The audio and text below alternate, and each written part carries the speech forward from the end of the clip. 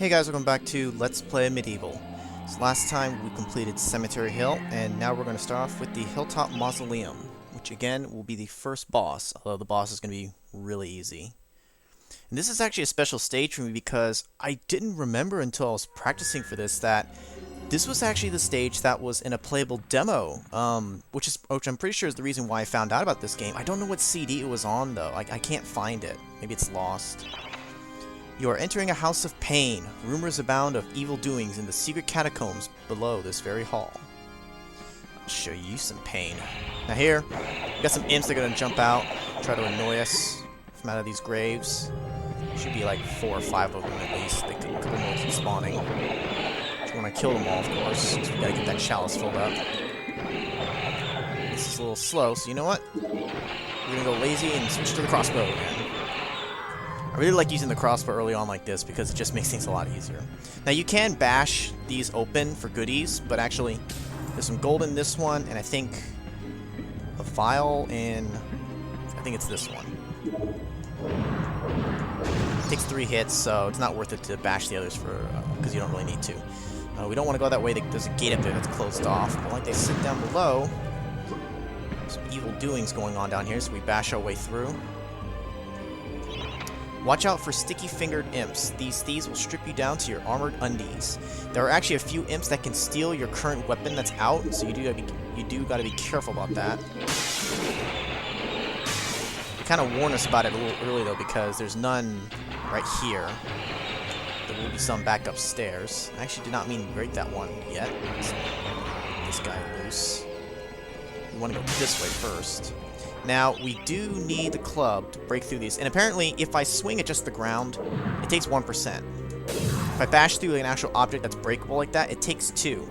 If I line up just right, though, and bash both, it takes 3%. So if you want to clear the whole pathway, try to hit in the middle, I guess. Actually, there. Did it only take 2%? Maybe it did. Maybe it's 2 or 3%. But you can do that to clear the pathway better for what's coming up here, but you don't really need to. I'm just kind of using the club because I don't really care, because like I said, we're going to quickly outgrow it, but... Oh, there we go. I thought another one was going to spawn. Grab the earth rune and start running, because the floor is collapsing. But you get more than enough of a head start, so it's no big deal. I don't know if it actually triggers when you start to run, or is it just trigger the second you grab the rune. I'm not sure, actually. I should have tested that, but either way, it's no big deal. I used to clear both of them just for convenience. Now I just don't really care. Now here, I'm gonna kill this one. You see this one that has up there that has no torch? He's got his hands up. He's gonna actually, if you get too close, he will steal. So I'm actually gonna let him just real quick. If he would actually pay attention, yo, I'm right here. I'm right here. There we go. So then it says club stolen. I think he can only steal one thing at a time, though. And I don't think he uses it against you. He just runs around with it. But you can just easily get it back. There's actually a glitch that you can use with that. That's actually convenient, but I won't go into that until much later. The stained glass demon is the master of the mausoleum. His wretched soul lies preserved inside a frozen glass heart. Shrouded in a veil of darkness beneath the mausoleum, you will find this pre-frozen menace. Can't quite get there yet because that was another one that was going to try to steal. Oh, we're actually full. Get the moon rune. This door opens up automatically for us. You got this ghostly skeleton here who's playing some music. The would-be Phantom of the Opera longs to play a new tune, but he seems doomed to repeat the same chords of despair over and over. Well, maybe we can help him out with that. So we get this chaos rune, and actually, I have used up some. Let's go ahead and buy some bolts back, because I am going to want those. And we got plenty of knives. So when you come from the other side, this gate automatically opens up. And I waited intentionally. Here, you get a fresh club. So if you were running low from the previous stage in this one, then you can just grab that one and you'll be good. So now, we need to loop back around this way. So you have a rune to, and actually, I'm actually going to break both of them just for convenience here. Don't actually aim properly. Damage myself a little bit. Again, we're gonna get lazy, and we get enough for the chalice. So since we got enough, I'm not going to bother killing the rest of these guys. Well, that one just goes immediately, because then they just fall to their deaths. I think you actually get the kills for that. I think it actually counts towards filling your chalice if it wasn't full already. At least that's what I remember. But we're full anyway, so it doesn't matter. I just like seeing them fall like that. So I'm actually going to trigger this now. Got that other rune. Like it said, the heart is down below here. I used to actually bash these glass shards out of the way. You don't really need to. It's really short walk down here. So we just stick the fire underneath his heart. And they magically go floating up back there. And you can see that little stained glass thing. This should be throwing daggers. Yep.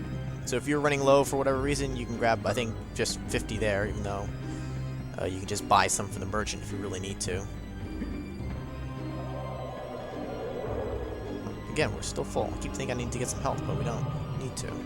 Don't walk into the very center or you'll trigger the boss, and that would be a little premature at this point. Because we want to give this guy some sheet music.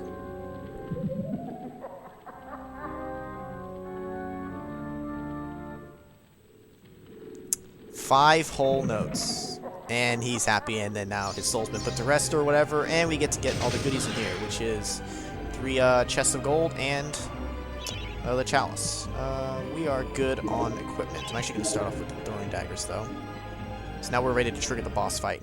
You don't want to trigger the boss fight earlier, or you can't go get the chalice after, because it's going to end right after the boss.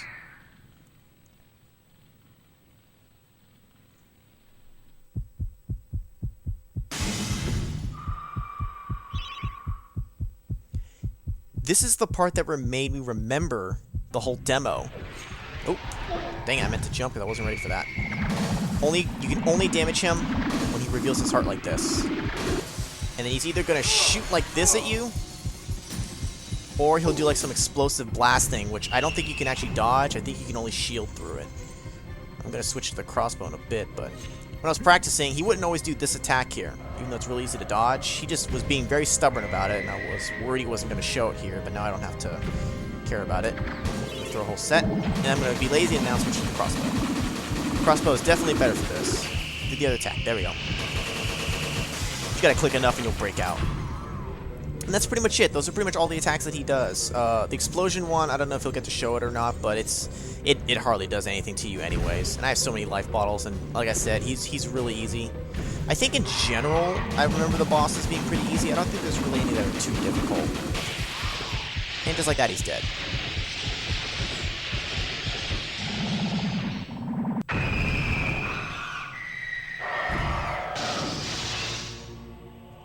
It's actually pretty brutal. He like just screams in terror and then falls and shatters. It's actually really cool.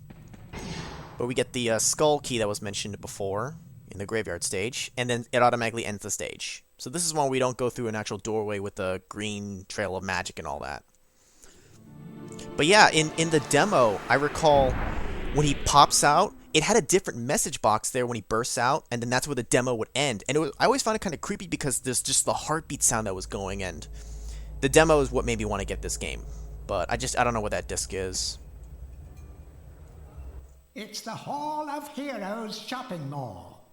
Bargain hunters should check out the ground floor. Well-to-do shoppers should check out the upper floor. That's where it's at. So I didn't mention it before because, again, it wasn't quite relevant. So what he's saying there is there are 2 floors, but in order to get up to the top one, we have to clear out the whole bottom one first, with the exception of our own statue, of course. Only when you are truly worthy as a hero will you be able to ascend to the higher level of this hall. When you have paid homage to all of the heroes in the lower hall, the ghostly stairs will then become solid. And there's no way to hack past it. You can't get up there. Even if you could, it's pointless because the statues wouldn't be lit. So, the one that's actually lit this time is this guy over here. Ah, Fortescue! What's this I hear about that archcad Zarog still being alive? Thought you killed the fella. Never mind, you old warhorse. Better show him what's what, eh? I expect Johnny's zombies a bit more of a handful than you remember. How are you doing for weapons? Here, Take my war hammer. It'll smash anything and it won't fall apart like a club. I only ever get to use it cracking walnuts around this place.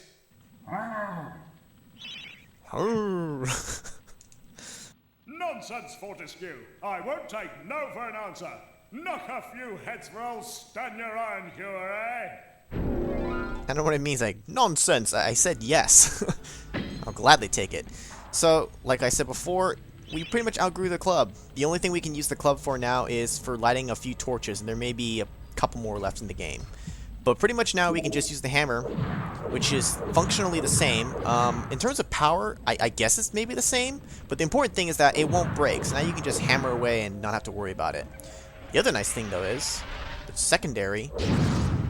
That is pretty useful. I think maybe not in terms of damage, but I think the knockback, I think I recall using it in some later stages of pushing enemies off of a cliff so that they would just die that way. So either way, the hammer is great. You can pretty much use this instead of the wimpy small sword for a while until we get a better upgrade. And one of the other things I did not mention yet is I believe the chalice order does not matter, meaning if you miss a chalice in one stage and then go on to the next and get a chalice, it's not like you can skip an upgrade. It's just the number of chalice. So when you get the third chalice, whichever one that is, you get X item. So you have to go in order. So you can't skip the lower ones and just get the high tier weapons. So if you want to get to the really good stuff, you got to keep clearing out all along the way. And it's best to do it when you're actually in the stage, because as far as I recall, you shouldn't have to backtrack to get any chalices.